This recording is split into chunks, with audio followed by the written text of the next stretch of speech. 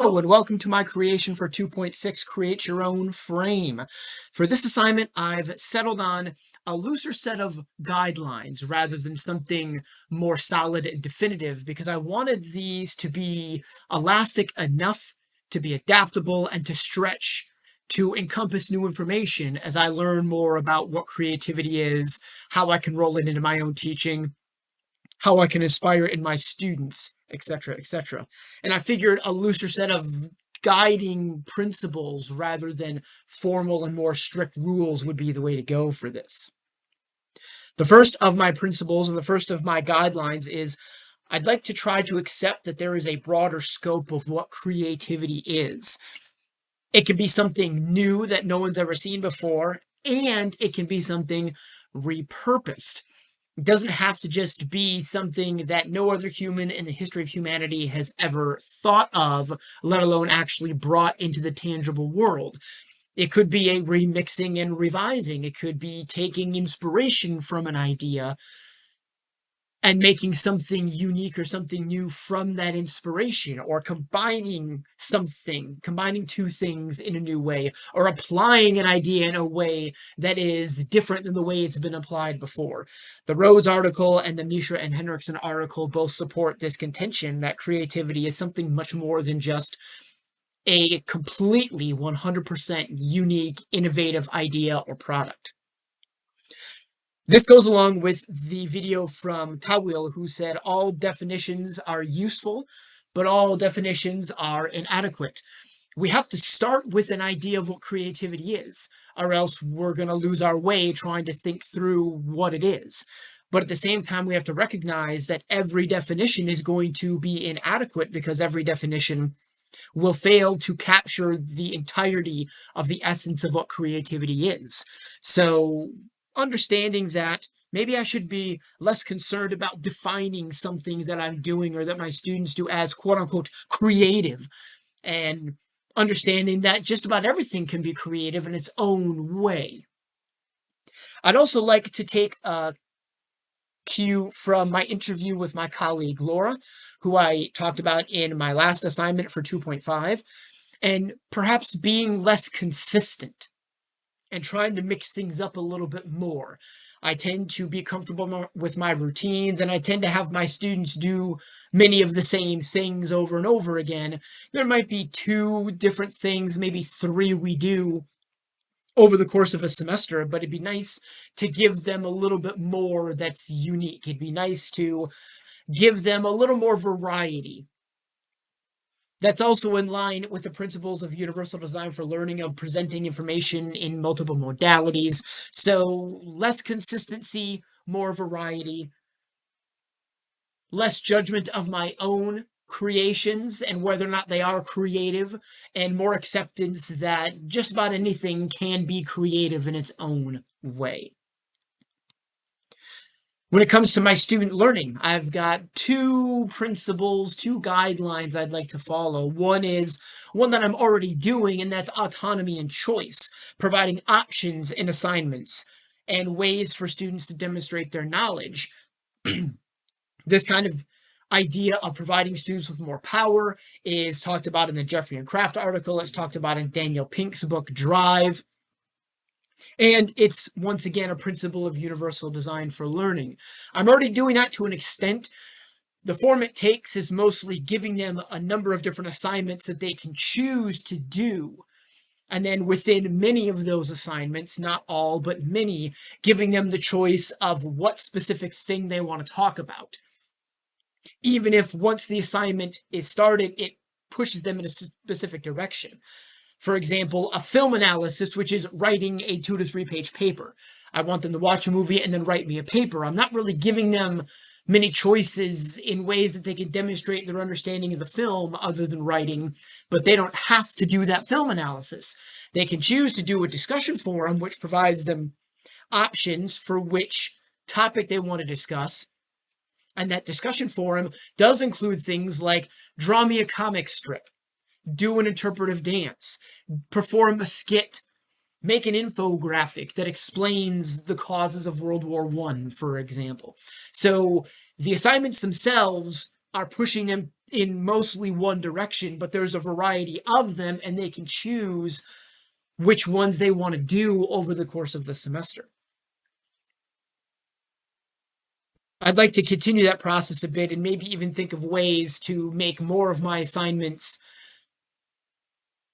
open to multiple ways of them demonstrating their knowledge than just writing a paper or making a video similar to the one that I'm currently recording.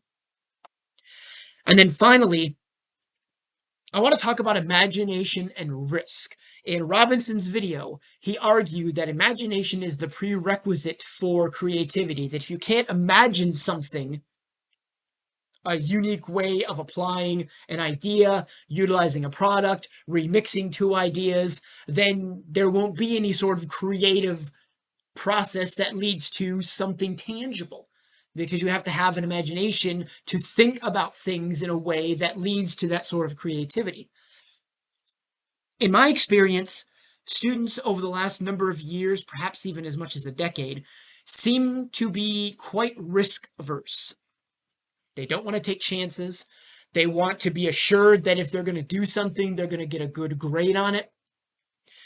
Some of them go to the length of tying their self-worth to the grades that they're receiving, framing it not as I get good grades, but I am a straight A student, for example.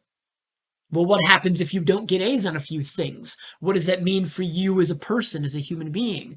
And I want to try to think about ways to get my students out of that mindset. I'd like to try to think about better ways to get my students out of the idea that education is simply a transaction and they need to do well so they can just get a degree and get a job at the end. But rather, education is something that should be fun and exciting, and you should be willing to take some risks.